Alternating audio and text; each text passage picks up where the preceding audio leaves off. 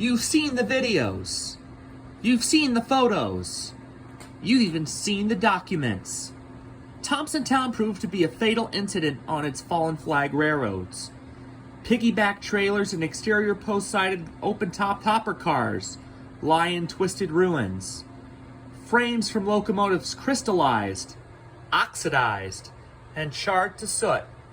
The train wreck occurred at around 7:08 a.m. Eastern Daylight Time on January 3rd of 1988 after February of 1988 after a 6:55 a.m. call to dispatch was made of two trains traveling through occupied locks at a combined speed of over 150 miles per hour.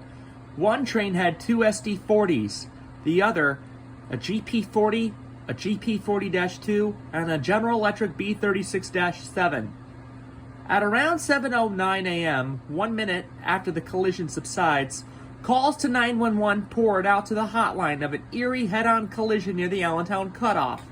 While EMS arrived to the crash site, they saw lifeless bodies being pulled out of the locomotives with no pulse and flames shooting at a miserable 7,000 degrees from the fuel tanks being buckled and ignited, along with the bituminous coal burning after a journal had ignited the consist to scarlet and burnt orange colored flames. The other two crewmen from the cabooses suffered critical injuries. One had his ACL ripped open, the other a 360 revolutionized cranked elbow. His burns were so sensorous back in the 1980s, and even today, due to privacy laws, we couldn't show them to viewers on television. He was burned to the 5th and 6th degree. His muscles molted to smithereens. Both crewmen laid in high dependency units for years and years. By 1995, they could no longer work for Conrail and were laid off. Conrail quoted in a 60 Minutes interview with Ed Bradley at the time, "We are deeply saddened for the 4 crewmen that lost their lives that fateful day.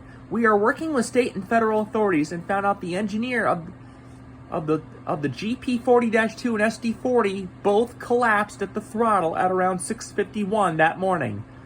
All their families are at a loss for words." Conrail also quoted that sleep deprivation was all too common. Forced hours are no longer being allowed on any railroads because of organized labor regulations.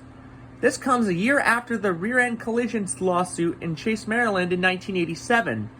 The engineer, Richard Lynn Gates, at the time was convicted of manslaughter by locomotive after being under the influence of alcohol and marijuana, and convicted and sentenced to state and federal prison terms. Almost a year after this infamous disaster, Conrail said at the time that lightning could strike twice. Only this time, there was no law breaking, and the regulations were permanently changed after the fatal encounter near the Allentown Cutoff on the Reading Railroad. Byron Pitts, CBS News, on the Allentown Cutoff in Thompsontown, Pennsylvania.